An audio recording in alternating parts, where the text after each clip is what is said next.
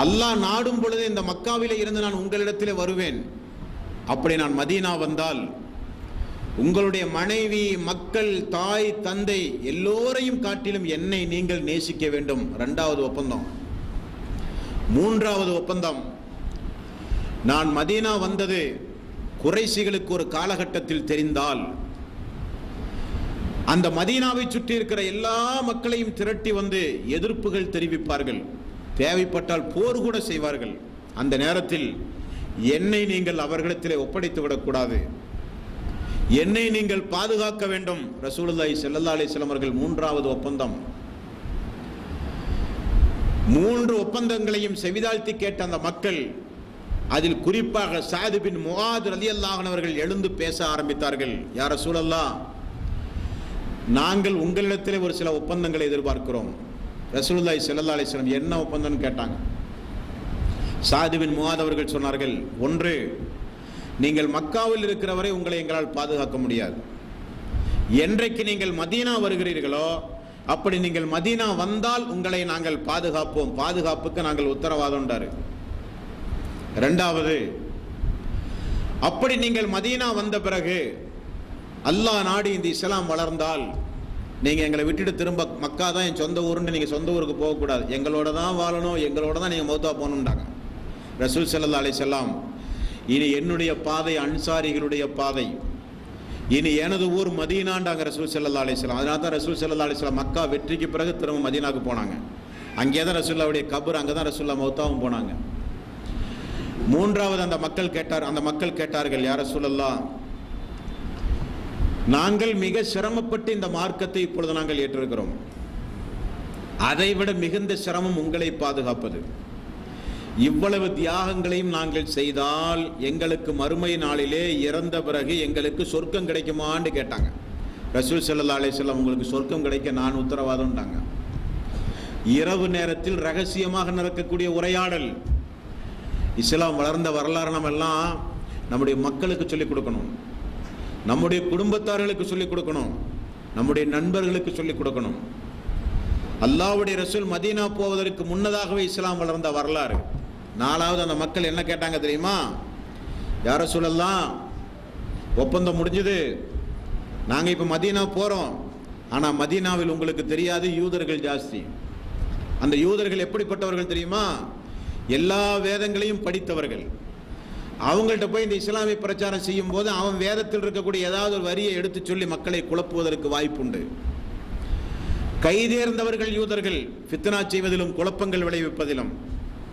அந்த யூதர்களுக்கும் அல்லது யூதர்களிடம் இருந்து மதீனத்து வாசிகளை காப்பதற்கும் நீங்கள் 2 மௌலவிகளை நீங்கள் எங்கள்கிட்ட அனுப்பணும். நாங்கள் போகிறோம், இப்போ 2 மௌலவிகளை நீங்கள் கூட அனுப்பணும், அவங்கள வச்சு நாங்கள் இன்ஷா அல்லாஹ் இஸ்லாமிய பிரச்சாரம் செய்வோம்னு சொல்லி 2 மௌலவிகளை கேட்டாங்க. ரசூலுல்லாஹி ஸல்லல்லாஹு அலைஹி வஸல்லம் அந்த 70 பேர்கள் கேட்ட நிபந்தனையின் அடிப்படையில் அல்லாஹ்வுடைய ரசூல் 2 தாயிகளை மதீனாக்கு அனுப்பிச்சாங்களே. அவங்களுடைய பேர் யாருக்காவது தெரியுமா?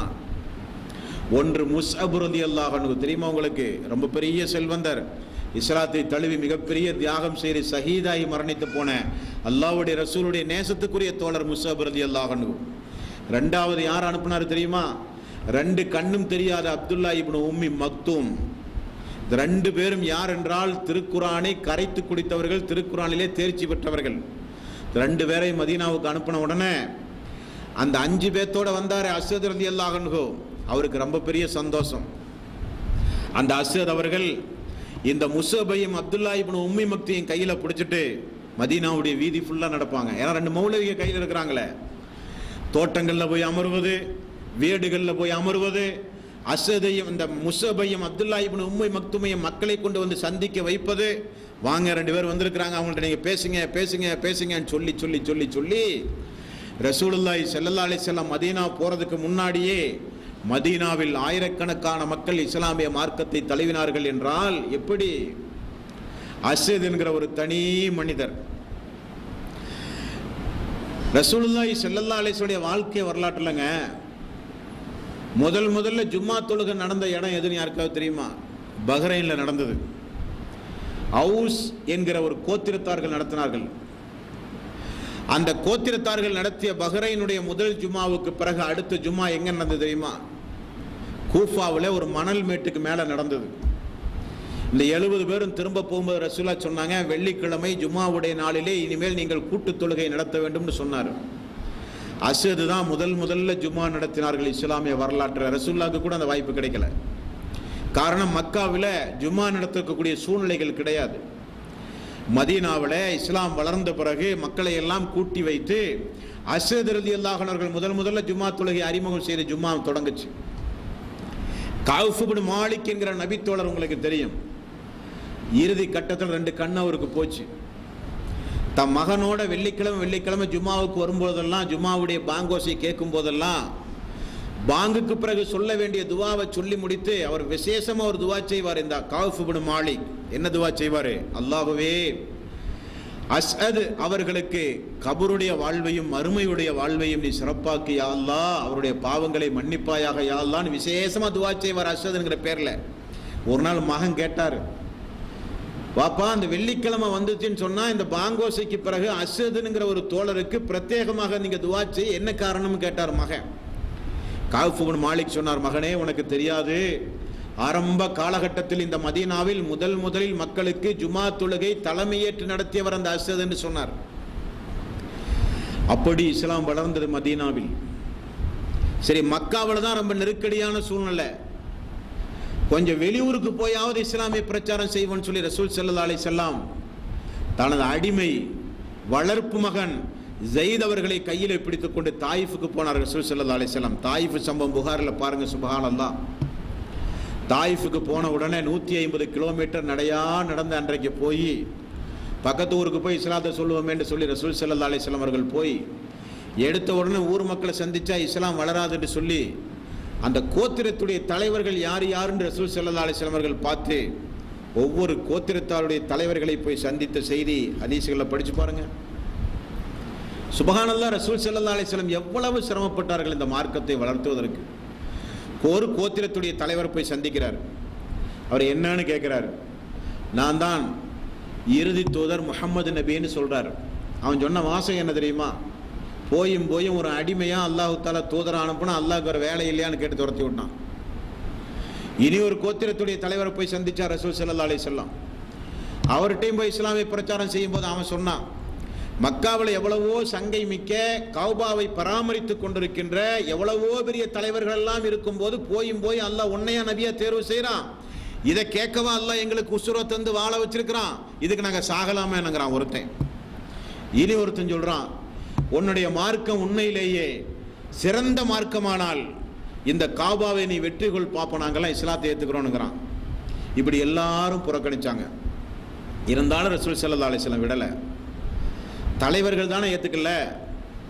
போகிற போக்கில் அங்கே ஊரில் இருக்கக்கூடிய அங்கங்கே நின்று மக்கள் பேசிட்டு இருப்பாங்களா இல்லையா தெருக்கல்ல, மக்கள்கிட்ட போய் இஸ்லாத்தை சொல்லுவோமேன்னு சொல்லிட்டு மக்களை போய் சந்திப்பதற்கு முன்னால் அந்த தலைவர்களெல்லாம் மக்களை தூண்டிவிட்டு ரசூல் ஸல்லல்லாஹு அலைஹி வஸல்லம் அவர்களை கற்களை கொண்டு எறிந்தார்கள். ஒரு பைத்தியக்காரன் எறிகிற மாதிரி கல்லால் அடித்து தாயிஃபிலே இருந்து மக்களை துரத்தி அல்லாஹ்வுடைய ரசூலை துரத்தினார்கள்.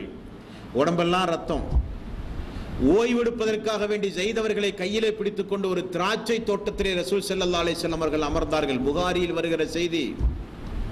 அல்லாஹ்வுக்கே பொறுக்கல, தூதரை இந்த நிலைமைக்கு ஆளாக்கிட்டாங்களேன்னு சொல்லி மலைகளை நிர்வாகம் செய்கிற வானவர்களோடு ஜிப்ரீல் அலைஹிஸ்ஸலாத்து வஸ்ஸலாம் அவர்கள் உடனே வந்து விட்டார். ஜிப்ரீல், யா ரசூலல்லாஹ் அஸ்ஸலாமு அலைக்கும் வரஹ்மத்துல்லாஹி வபரகாத்துஹுன்னு சொல்லி சலான் சொல்லி என்னோடு வந்திருக்கிற இந்த வானவர்கள் யாரு தெரியுமான்னு கேட்டார் ஜிப்ரீல். யாருன்னு கேட்டார் ரசூல் ஸல்லல்லாஹு அலைஹி வஸல்லம். இவர்கள் இந்த தாயிஃபை சுற்றி இருக்கிற மலைகளை நிர்வாகம் செய்கிற மலக்கு. உடனே அவங்களும் வந்து சலான் சொன்னாங்க, யா ரசூலல்லாஹ் அஸ்ஸலாமு அலைக்கும் வலைக்கும் சலாம். அந்த வானவர்கள் பேசுகிறார்கள் ரசூல் ஸல்லல்லாஹு அலைஹி வஸல்லம், அல்லாஹ் உங்களுடைய நிலைமைகளை பார்த்து கொண்டிருந்தான். நீங்கள் இப்பொழுது எனக்கு அனுமதி கொடுத்தால் இந்த தாயிஃப் நகர மக்களை தலைகீழாக புரட்ட நாங்கள் வந்திருக்கிறோம். இங்கே இருக்கிற மலைகளை எல்லாம் தூக்கி அவர்கள் மேல் வீசி அவர்களை அழிக்க நாங்கள் வந்திருக்கிறோம் என்று வானவர்கள் அனுமதி கேட்டார்கள். ரசூலுல்லாஹி ஸல்லல்லாஹு அலைஹி வஸல்லம் பதில் சொன்னார்கள், இவர்களுக்கு பிறகு இவருடைய சந்ததிகளாவது இந்த மார்க்கத்தை ஏற்றுக்கொள்வார்கள், விடுங்கள் என்று சொன்னார்கள் ரசூலுல்லாஹி ஸல்லல்லாஹு அலைஹி வஸல்லம்.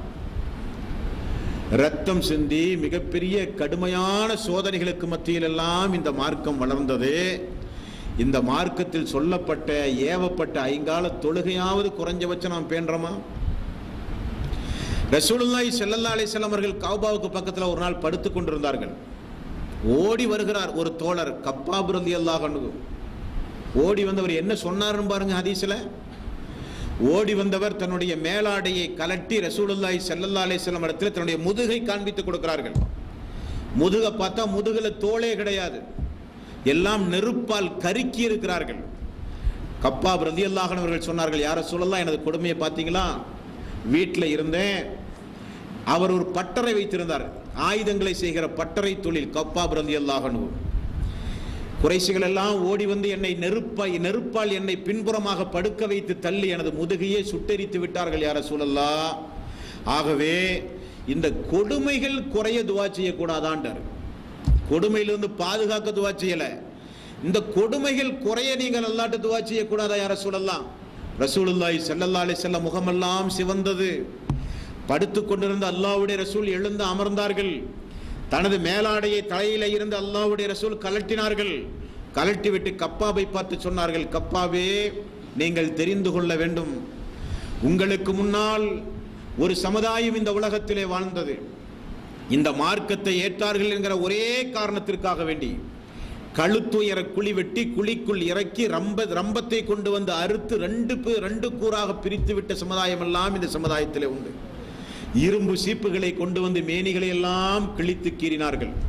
அவர்களுக்கு ஏற்பட்ட சோதனைகளும் துன்பங்களும் உங்களுக்கு ஏற்படுமா, தாங்குவீர்களான்னு கேட்டாங்க.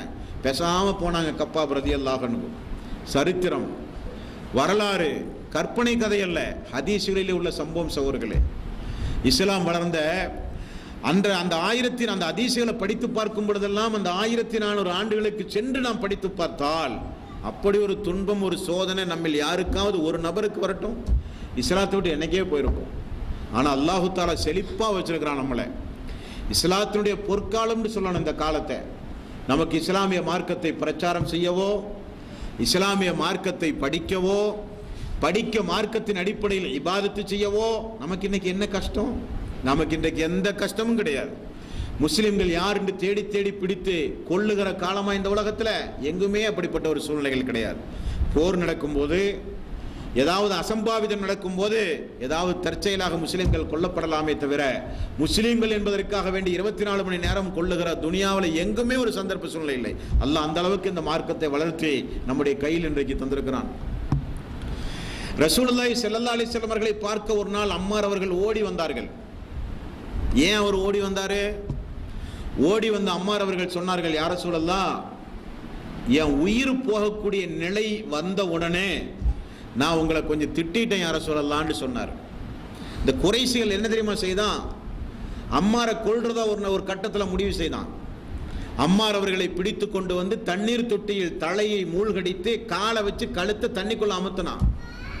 மூச்சு திணறினார் அம்மார் ரலியல்லாஹு அன்ஹு அவர்கள். எந்திரிச்ச உடனே குறைஷிகள் கேட்டாங்க, லாத்து உஷா வணங்குறேன்னு சொல்லு, இந்த முஹம்மதால் தான் எனக்கு இப்படிப்பட்ட துன்பங்களும் கஷ்டங்களும் வந்ததுனாவது குறைஞ்சது நீ சொல்லுன்னு சொன்னார். அம்மார் அவர்கள் உயிரை காப்பாற்றுவதற்காக வேண்டி, இந்த முஹம்மதால் தான் எனக்கு இப்படிப்பட்ட இந்த கஷ்டமும் துன்பங்களும் எனக்கு ஏற்பட்டதுன்னு சொன்னார். அடிச்சு துரத்துனா, இனிமேல் உன்னை இந்த மக்காவிலே நாங்கள் பார்க்கக்கூடாதுன்னு அடிச்சு துரத்துனா. அடியை வாங்கிட்டு ஓடி வர ரசூல்லாட்ட. ரசூல் ஸல்லல்லாஹு அலைஹி வஸல்லம் வந்த உடனே அம்மாருடைய கோலத்தை பார்த்து அல்லாஹ்வுடைய ரசூல் கண் கலங்கிட்டு கேட்டார், என்ன நடந்ததுன்னு. நடந்ததையெல்லாம் சொன்னார். உடனே அல்லாஹு தாலா 16வது அத்தியாயத்தில் 102வது வசனத்தை அல்லாஹ் இறக்கினான். யாருடைய உள்ளம் ஈமானால் நிரம்பி வழிந்து நாவின் மூலம் இறை நிராகரிப்பு வார்த்தையை சொல்லுகிறார்களோ அவர்கள் மீது எந்த குற்றமும் கிடையாதுன்னு அல்லாஹ் அம்மாருக்கு ஆறுதல் சொல்லுற மாதிரி ஒரு ஆயத்தை இறக்கினான். ரசூலுல்லாஹி ஸல்லல்லாஹு அலைஹி வஸல்லம் அந்த ஆயத்தை அம்மாருக்கு ஓதுனாங்க. உன் மேல எந்த குற்றமும் கிடையாது. அல்லாஹ்வுடைய ரசூல் திரும்ப சொன்னார்கள், இனி யாராவது அம்மாரே உங்களையோ உங்களுடைய குடும்பத்தார்களோ யாராவது என்னை திட்டச் சொல்லி யாராவது உங்களை அடித்தால் என்னை திட்டுங்கள், திட்டியாவது அம்மாருடைய குடும்பம் உயிர் வாழணும்ன்றார் ரசூல் ஸல்லல்லாஹு அலைஹி வஸல்லம். அந்த அளவுக்கு அந்த மக்களை அல்லாஹ்வுடைய ரசூல் நேசித்தார்கள். அந்த அளவுக்கு அந்த மக்கள் பாடுபட்டார்கள், கஷ்டப்பட்டார்கள், துன்பப்பட்டார்கள். ஒரு சம்பவத்தை பாருங்க. அபூதர் ரலியல்லாஹு அன்ஹு, நீண்ட வரலாறு புகாரில நீங்க பார்க்கலாம். நபித்தோழருடைய வாழ்க்கை வரலாறுல முதல் இடத்துல 3வது இடத்துல இடம்பெறுகிற ஒரு தோழர் அவர் இதே மாதிரி ஒரு நாள் தன்னுடைய தோழரோடு தன்னுடைய சகோதரனோடு அவர் கிராமத்திலே வாழ்ந்து கொண்டிருக்கும் போது சகோதரர் என்ன செய்யறாருன்னா மக்காவுக்கு விசிட்டு வராரு. மக்காவுக்கு வந்துட்டு திரும்ப போனவர் கொஞ்சம் தாமதமா போறாரு. அப்ப தம்பிகிட்ட கேட்கிறாரே, அபூதர் நீ 10 நாள்ல வாரேன்னு சொல்லிட்டு 15 நாள் பொறுத்து வர்றே, என்ன மக்காவில் என்ன இப்படி நடந்ததுன்னு கேட்கிறார். சகோதரர் சொல்கிறார், மக்காவிலே முஹம்மது என்கிற ஒரு இறை தூதர் வந்திருக்கிறாராம், அவருடைய பிரச்சனைகள் இப்படி எல்லாம் இருக்கு, இந்த மாதிரி செய்திகள் எல்லாம் அவர் சொல்றார். ஆனால் சகோதரே, நான் சத்தியமாக நான் சொல்லுகிறேன், அவர் கவிஞரே கிடையாது. காரணம், நானும் கவியால் புலமைப்பட்டவன், நானும் ஓரளவுக்கு கவி நயம்பட பேசுகிறவன். நான் அவருடைய வார்த்தையை ரொம்ப உன்னிப்பா பார்த்தேன். அவர் கவிஞர் அல்ல, அவர் சூனியக்காரரும் அல்ல, அவர் மந்திரக்காரரும் அல்ல, அவர்கிட்ட ஏதோ ஒரு சக்தி இருக்குன்றார். உடனே இந்த அபூதருக்கு ஒரு சந்தோஷம். என்ன காரணம்னா, அபூதருடைய வாழ்க்கையில இயற்கையாகவே உருவ வழிபாடு அவருக்கு பிடிக்காது. இதை கூடாதுன்னு சொல்றவர் மக்காவில் தன்னை இறை தூதர்னு சொல்றவர் ஒருத்தர் வந்துட்டாருன்னு சொல்லிட்டு பயணத்துக்கு தேவையான பேரிச்சம்பழம், ரொட்டி, தண்ணீர் எல்லாம் எடுத்துட்டு நேரம் மக்காவுக்கு வந்துட்டார். ஒரு ஹதீஸ்ல பார்க்கிறோம் 15 நாள் தங்குறாருண்டு, ஒரு ஹதீஸ்ல பார்க்கிறோம் மாதக்கணக்கில் தங்கினாருண்டு. எதுவானாலும் மக்கால வந்து தங்குறாரு. மக்காவுடைய சுச்சுவேஷனை பார்த்தா எல்லா பக்கமும் முகமதுடைய பேச்சு. அவரை பத்தி விசாரிச்சாலே அடிக்கக்கூடிய கண்டிஷன். யார்கிட்டையும் ஒன்னும் விசாரிக்கல, முகம்மதாகவே இந்த மக்காவுக்கு வாராரான்னு பார்க்கிறாரு. ஒரு நாள் தங்குறாரு, இரவு நேரம் ஆகுது. அலி ரலியல்லாஹு அன்ஹு அவர்கள் தற்செயலா மக்காவுக்கு வந்த இடத்துல அவரை பார்க்குறாரு. நீங்கள் வெளியூர் வாசி மாதிரி தெரியுத, ஏன் இரவுல படுக்கிறீங்க, என் வீட்டில் வந்து படுங்க, ஏன் வெளியே படுக்கிறீங்கன்னு சொல்லி வீட்டுக்கு கூட்டு போயிடுறாரு. இரவு முழுக்க நான் அவரோடு தங்கினேன். அபூதர் சொல்கிறார், இரவு முழுக்க நான் அலியோடு தங்கினேன், அவரும் ஒன்றும் பேசலை, நானும் ஒன்றும் பேசலை. 2வது நாள் திரும்ப நான் அதே போல பகலில் கௌபாவுக்கு வந்து விட்டேன். கௌபாவில் அதே மாதிரி இரவு வரை தங்கினேன். முகமது வந்தாரா, அவரை பற்றி ஏதாவது மக்கள் பேசுகிறார்களான்னு சொல்லி பார்த்தேன். மக்காவில் அந்த கௌபாவுக்கு முகமது வரல. 2வது நாளும் அலி ரலியல்லாஹு அன்ஹு அவர்கள் வந்து, நீங்க பார்க்கலையான்னு கேட்டவொன்னா அவர் பார்க்கலனுங்கிறாரு. என் வீட்டில் வந்து தங்குங்கன்னு 2வது நாளும் கூட்டு போறாரு, 3வது நாளும் கூட்டிட்டு போறாரு. 4வது நாள் அலி அவர்கள் கேட்டார்கள், யாரை பார்க்க வந்தீங்கன்னு கேட்கிறார். அபூதர் அவர்கள் சொல்கிறார், நான் யாரை பார்க்க வந்தேன்னு நான் சொன்னா நீங்க யார்ட்டையும் சொல்லிட மாட்டீங்களேன்னு சொல்லி சத்தியம் போட சொல்றாரு.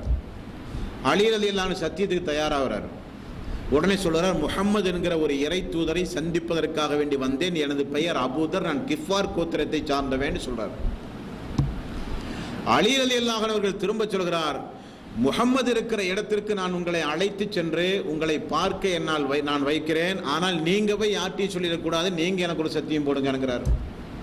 2 பேர் மாறி மாறி ஒரு சத்தியம் போட்டு அபூதர் அவர்கள் அல்லாஹ்வுடைய ரசூலை சந்திக்க வராரு.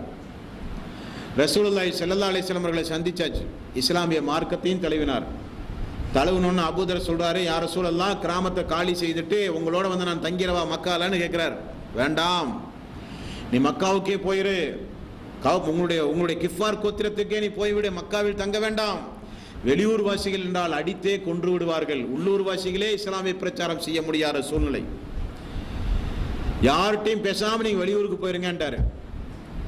ஆனா ஏற்கனவே ஒரு நபர் வந்தாரு, இந்த இஸ்லாத்தை ஆரம்பத்தில் தழுவனவர் எத்தனை பேருன்னு கேட்டாரு. ஒரு சுதந்திரமானவர், ஒரு எஜமானன் சொன்னாங்களே, கேட்டோன்னு அவர் போயிட்டாரு. ஆனா இவரு போகல. அபூதர் என்ன தெரியுமா சொன்னார் ரசூலுல்லாஹ்ட்ட, யா ரசூலல்லாஹ், இந்த மார்க்கம் சத்தியமான மார்க்கமா? ஆமாம். உங்கள் அனுப்பிய இறைவன் மீது ஆணையாக நீங்கள் இறுதி தூதர் தானா? ஆமாம். நான் இதை போய் மக்காவிலே கௌபாவிலே போய் நின்று கொண்டு குறைசிகளை அழைத்து சொல்லிட்டு தான் நான் போவேன்டார். அதே போல மக்காவுக்கு வந்து கௌபாவினுடைய திட்டுகளுக்கு மேல் ஏறி நின்று கொண்டு அன்றைக்கு காட்டு தீயை போல அல்லாஹ்வுடைய ரசூலை பற்றி பேசிக் கொண்டிருந்த நேரம், முதலில் இஸ்லாமிய வரலாற்றில் கௌபாவில் நின்று கொண்டு இஸ்லாத்தை பகிரங்கப்படுத்திய ஒரே தோழர் இந்த அபூதர் ரலியல்லாஹு அன்ஹு தான். அவருக்கு தான் அந்த சிறப்பே கிடைத்தது. வரலாறுல எல்லாருமே எழுதுவாங்க, இஸ்லாத்தை பகிரங்கமாக எடுத்து சொன்ன முதல் தோழர், மாமனிதர் அபூதர் ரலியல்லாஹு அன்ஹு. குறைஷிகளேன்னு கூப்பிட்டாங்களாம், எல்லாரும் வந்தாங்க. முஹம்மது நீ சாதாரண மனிதர் அல்ல, அல்லாஹ்வுடைய ரசூல்னு சொல்லி அஷ்ஹது அல்லா இலாஹா இல்லல்லாஹ்னு சொல்லி இஸ்லாமிய பிரச்சாரம் செய்தார். சொல்லிட்டு அவர் சொல்றாரு, சொன்னதுதான் தாமதம், என்னை அடித்து நொறுக்கி நான் மயக்கமுட்டு கீழே விழுந்து விட்டேன். எழுந்து பார்த்தால் மேனியெல்லாம் ரத்தம். அந்த ரத்தத்தை எல்லாம் ஜம்ஜம் தண்ணீரை கொண்டு வந்து நான் கழுவி நான் என்னை சரிப்படுத்தி கொண்டேன். மறாவது நாள் திரும்பவும் அந்த கௌபாவிலே போய் நின்று கொண்டு மீண்டும் நான் இஸ்லாமிய பிரச்சாரம் செய்தேன். மீண்டும் அடித்தார்கள், மயக்கம் போட்டு விழுந்தார். 3 நாள் பிரச்சாரம் செய்து 4ஆம் நாள் ஊருக்கு போறார்.